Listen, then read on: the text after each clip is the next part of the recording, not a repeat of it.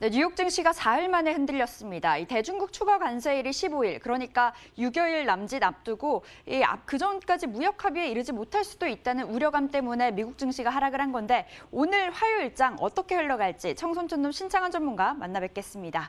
전문가님 안녕하세요. 예, 안녕하십니까, 앵커님. 안녕하십니까, 시청자 여러분, 청손촌놈 신창환입니다. 네, 전일 코스닥은 좀 아쉽게 흘러갔었지만 코스피는 그래도 상승세를 유지를 했습니다. 전문가님 말대로 상승세를 계속 이어가고 있는 건데 오늘 화요일장도 그 시각이 유효할까요?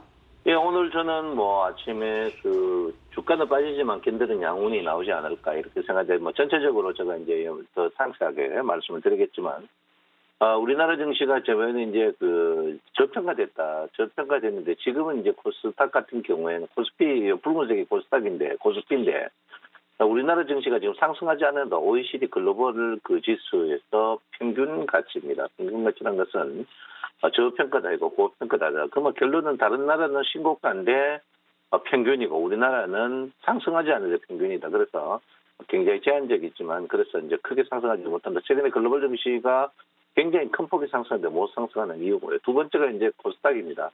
저번에 코스피가 10% 마이너스 저평가일 때 주가가 급등했는데 지금은 코스닥이 마이너스 12% 저평가일 때 제가 볼 때는 12% 저평가가 코스피처럼 반등하지 못할 것이다. 그 이유는 바이오 때문에 그렇다. 실적이 동반되지 않는다. 이렇게 제가 먼저 말씀을 드리겠습니다. 근본적으로 파생 때문에 우리나라 주가가 더 무겁습니다. 제가 이제 과감하게 손절매를 쳐라 이렇게 여러분들한테 이야기를 했는데요.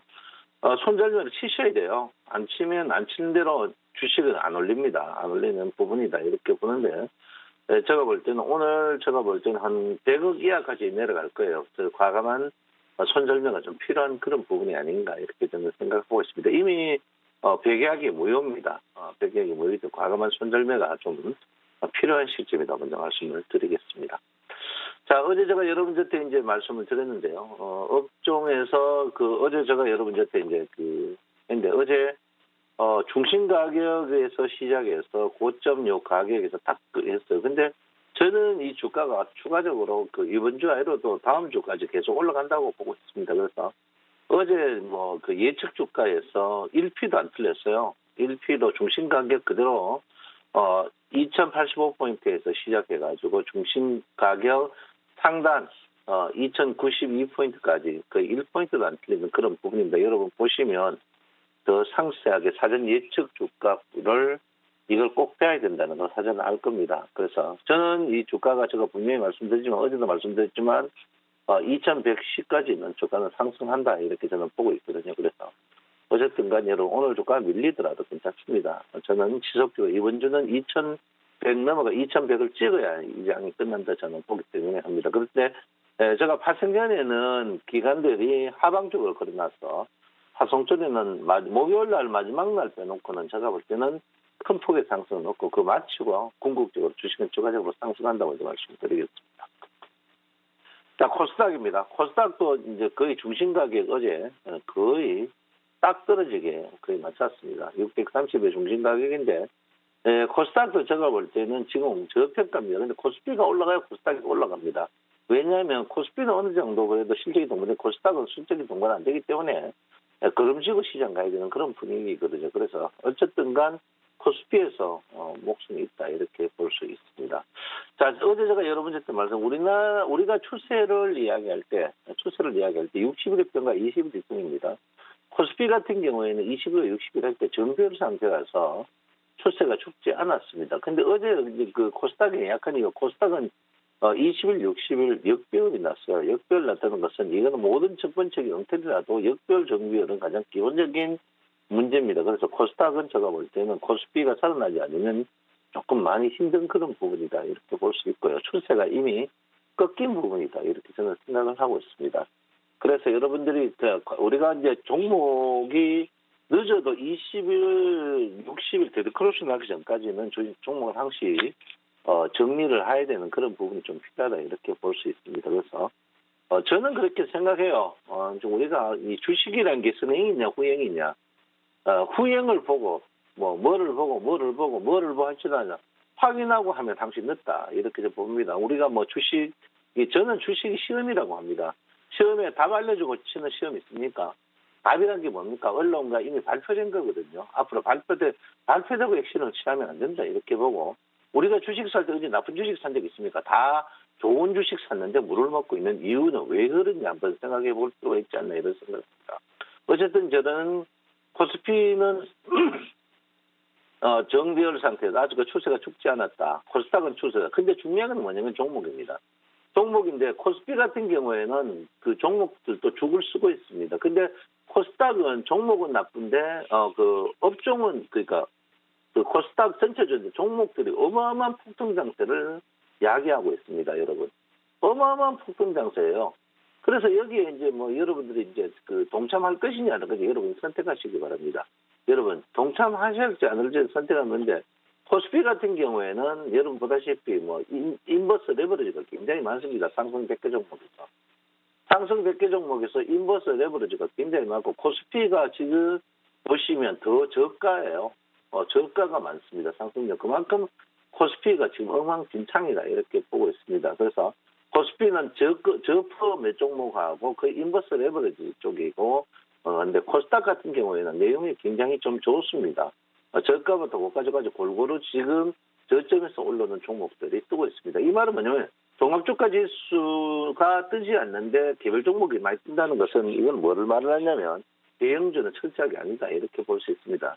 그래서 제가 여러분들한테 바이오는 하나 두 종목 아니다 했던 이유가 거기 있습니다. 여러분 바이오는 바이오 하면서 여러분은 등을 계속 칠 것이다. 그 첫 번째 공적이 제가 여러분들 분명히 이야기했듯이 신용 문제다 이렇게 이야기를 했습니다. 그래서 제가 볼 때는 이 문제가 쉽게 끝나지 않을 것이다 이렇게 저는 분명히 말씀을 드리겠습니다. 이번에 여러분 보다시피 하이닉스가 77,000원을 찍고 다시 올라가고 있습니다. 76,000원, 제가 77,000원 깬다 했는데 76,800원인데 하이닉스가 여기서 신고가를 갱신하겠느냐? 저는 아니라고 보고 있습니다. 저는 다시 떨어진다고 보고 있고요. 삼성전자가 여러분 보다시피 49,000원을 찍고 올라갔는데 신고가 나겠느냐? 지금 장에서는 저는 삼성전자 때문에 지금 그 코스피가 버티고 있지만 저는 그렇지 않다. 저는 분명히 여러분들께 말씀드리지만 47,000원 이하까지 내려간다 이렇게 보고 있는 사람 중에 한 명입니다. 자네가 방금 이야기했듯이 주가가 뜬다는 거는 뭐고 빠진다는 건 뭐냐. 이율 배반적 이런 게 아니고 단기적으로는 제가 볼 때는 주가는 코스피도 코스닥 기술적 반등이 일어난다. 그렇지만 궁극적으로 주식은 빠진다. 이걸 제가 여러분께 말씀드리겠고 이번에 파생 전에는 주가가 약세를 보일 가능성이 많지만 크게 빠지지 않고 양방향으로 다 녹아버리는 그런 거다. 이걸 제가 여러분들께 분명히 말씀을 드리겠습니다. 지금 코스피 같은 경우에 여러분 보다시피 굉장히 활동성이 안 좋습니다. 활동성이 안 좋다는 것은 어제에 비해서 오늘의 거래량이 별로 많이 늘지 않는다. 이게 이제 가장 문제가 되고 있습니다. 그래서 지금 코스피도 그렇고 코스닥도 그렇고 여러분 거래 대금 보면 깜짝 놀랄 겁니다. 그리고 코스닥은 지금 떨어지면서 활동력이 너무 이 말은 뭐냐면 나는 지금 이 가격에도 팔겠다. 이게 이제 가장 중요한 부분이거든요. 그렇죠. 저가에 판다. 이게 이런 저가에 주가가 떨어질 때 거래가 높아지면 상승할 때 여기에 거래가 많다는 거거든요. 그래서 매물이 있다. 이렇게 볼 수 있겠습니다. 그래서 코스닥은 굉장히 좀 무겁게 대형주들은 고생을 많이 하지 않을까 이렇게 생각을 하고 있습니다. 네, 코스피 같은 경우에 OBV 지표 보면 거래가 지금 동반을 하지만 전체적으로 거래가 세게 확 올라갈 그런 모양은 분명히 아니다. 이렇게 코스닥은 이미 속된 말로 맛이 좀 갖는 그런 부분이다. 이렇게 볼 수 있겠습니다. 자, 매물대 한번 보겠습니다. 매물대 보면 우리가 수급 볼 때 이제 우리가 그 외국기업 기관의 쌍끌림에 수급 보는데 그거는 좀 맞지 않습니다. 왜 그러냐면 증권사마다 다 틀려요. 그래서 나는 그거 왜 틀린지 잘 모르겠습니다. 어쨌든 코스피 같은 경우에는 이번에 저항대에서 지지를 받고 올라왔는 그런 부분입니다. 이제 이 저항대가 하방 이탈돼야 주가가 빠지지 그렇지 않거든요. 그래서 제가 여러분한테 1100포인트 간택했던 이유가 이 매물대를 윗매물대가 1100에 있습니다. 그래서 코스피 같은 경우에는 지지가 강력한 그런 부분이고요. 코스닥 같은 경우에는 하방 이탈해서 있는데 이탈 한번 했던 것들은 이탈하는 가능성이 많습니다. 그래서 제가 코스닥을 조금 비관적으로 보는데 어쨌든 코스닥은 지금 개별 종목적으로 계속 가고 코스피는 제가 볼 때는 지금 방향을 잃었습니다. 그래서 저는 여러분들이 코스닥 쪽으로 계속 슬림화해야 되는 그런 부분이다 이렇게 볼 수 있고요. 파생은 제가 볼 때는 양쪽 다 녹화될 겁니다. 그러니까 여러분들 지금 자리에 거의 그 깡통 차지 마시고 과감한 손절매가 좀 필요한 그런 시점이다. 제가 분명히 말씀드리겠습니다. 아무쪼록 지금 장세는 여러분 코스피보다는 코스닥의 개별 종목 장세의 포인트를 맞추시기 바랍니다. 예, 마시죠. 사랑합니다. 청송천업 신청합니다. 네, 오늘장 코스피 코스닥 좀 온도차를 보여줄 것으로 보여지고 있습니다. 코스피는 상승, 코스닥은 조금의 저항을 받지 않을까라는 생각이 드는데요.